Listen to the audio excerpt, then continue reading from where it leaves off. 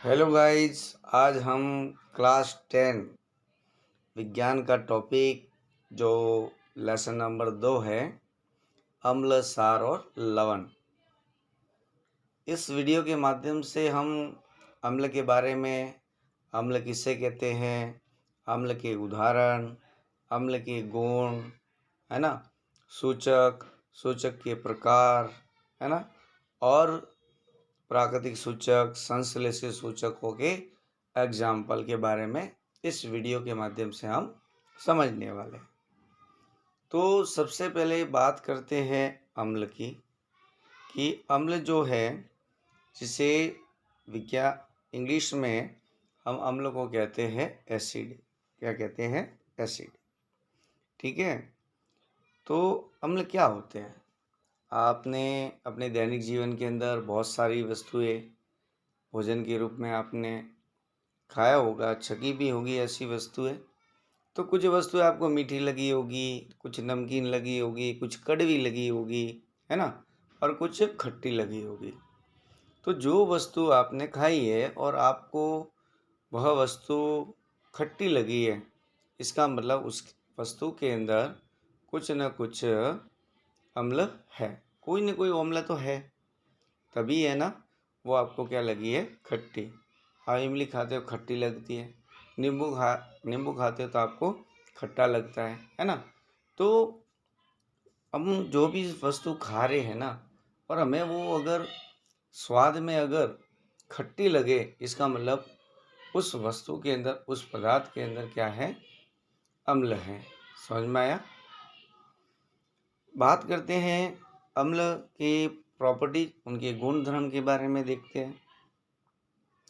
तो पहले हम देखेंगे इनके बारे में गुण। तो सबसे पहला जो गुण होता है वो होता है स्वाद में अम्ल कैसे होते हैं? खट्टे होते हैं। ओके, समझ में आया? दूसरा पॉइंट, अम्ल जो नीले लिटमस पत्र को लाल करते हैं। अम्ल क्या करते हैं? नीले लिटमस पत्र को लाल कर देते हैं। ओके। तीसरा पॉइंट है, अम्ल धातु के साथ क्रिया करके हाइड्रोजन गैस देते हैं। अम्ल धातु के साथ क्रिया करके हाइड्रोजन गैस देते हैं। 3 पॉइंट हो गए। चौथा पॉइंट, अम्ल कार्बोनेट तथा हाइड्रोजन कार्बोनेट के साथ क्रिया करके कार्बन डाइऑक्साइड गैस देते हैं। ये चौथा पॉइंट हमने पढ़ा। अम्ल कार्बोनेट या हाइड्रोजन कार्बोनेट के साथ क्रिया करके कार्बन डाइऑक्साइड गैस है वो देते हैं। ओके। उसके बाद नया पॉइंट, पांचवा पॉइंट, अम्ल क्षार के साथ अभिक्रिया करके लवण व जल बनाता है। पांचवा गुण कौन सा?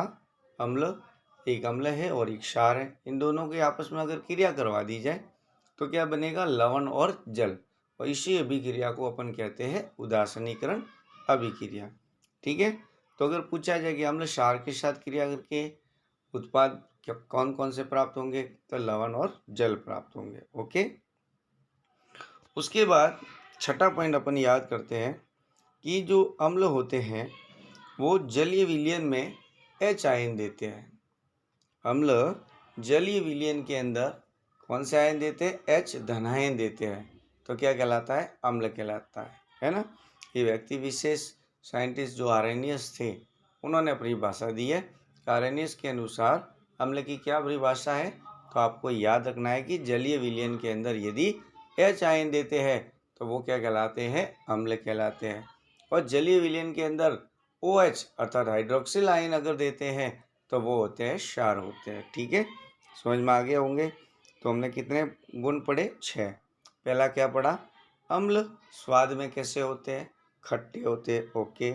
दूसरा, अम्ल नीले लिटमस पत्र को क्या कर देते हैं? लाल कर देते हैं। तीसरा, अम्ल धातु के साथ क्रिया करके हाइड्रोजन गैस देते हैं।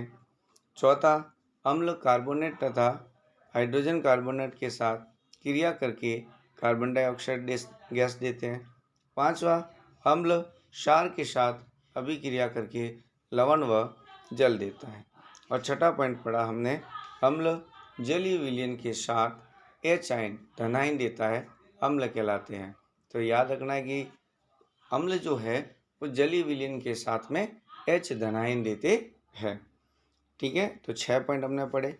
उसके बाद आगे देखते हैं अम्ल के एग्जाम्पल।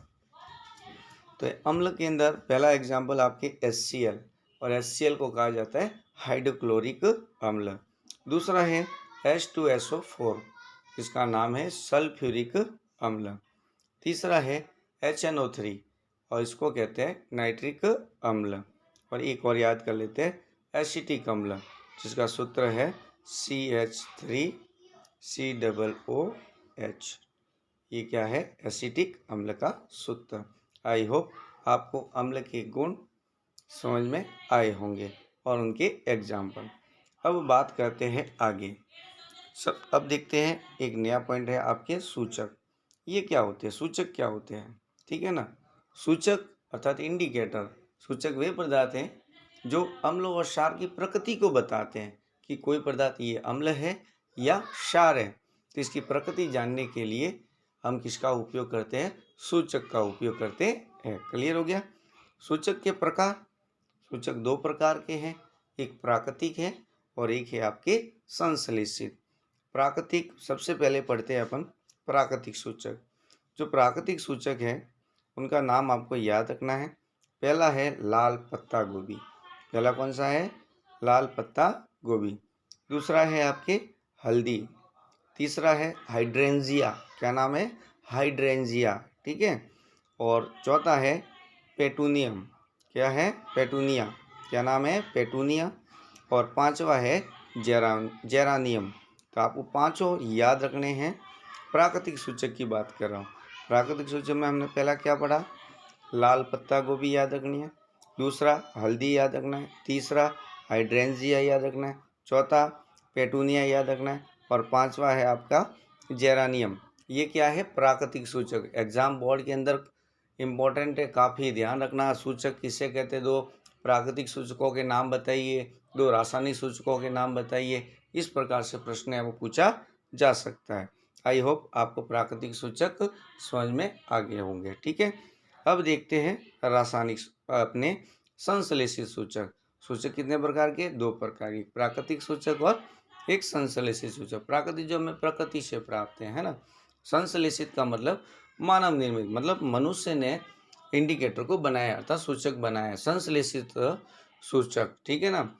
संश्लेषित सूचक में आपको दो नाम याद रखना है। एक याद रखना है आपके मेथिल ऑरेंज। क्या याद रखना है? Methyl orange. और दूसरा याद रखना है आपको फिनोप्थेलिन। समझ में आ गया होगा। प्राकृतिक सूचक कौन कौन से थे आपके? लाल पत्ता गोभी, दूसरा हल्दी, तीसरा था हाइड्रेंजिया, चौथा था पेटूनिया और पांचवा है आपके जेरानियम। जेरानियम। ओके। ये है प्राकृतिक सूचक। संश्लेषित सूचक में दो नाम याद रखने आपको।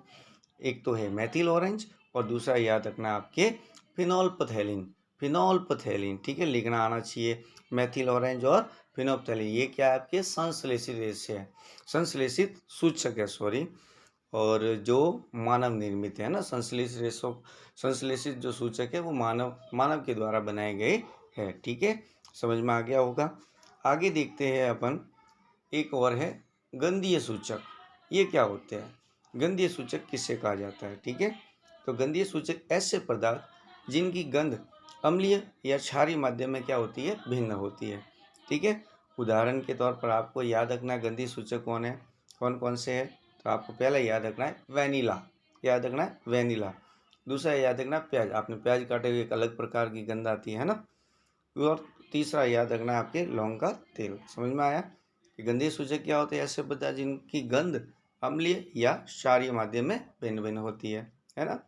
उदाहरण के तौर पर वेनिला हो गया, प्याज हो गया, लौंग का तेल हो गया, है ना। तो आज की वीडियो में हमने क्या क्या पढ़ा आपको अच्छी तरह से समझना है। सबसे पहले अम्ल की परिभाषा, ठीक है, अम्ल के गुण याद रखने हैं आपको। उसके बाद में आपको अम्ल के उदाहरण याद रखने हैं। उसके बाद सूचक की परिभाषा याद रखनी है, सूचक के प्रकार याद रखने हैं, फिर प्राकृतिक सूचक के उदाहरण याद रखने हैं, संश्लेषित सूचकों के उदाहरण याद रखने हैं, और उसके बाद गंधीय सूचक की परिभाषा और उनके उदाहरण याद रखने हैं। आई होप कि आपको ये वीडियो अच्छी तरह से समझ में आया होगा। तो वीडियो को लाइक और शेयर करना ना भूलें। Thank you. जय हिंद, जय भारत।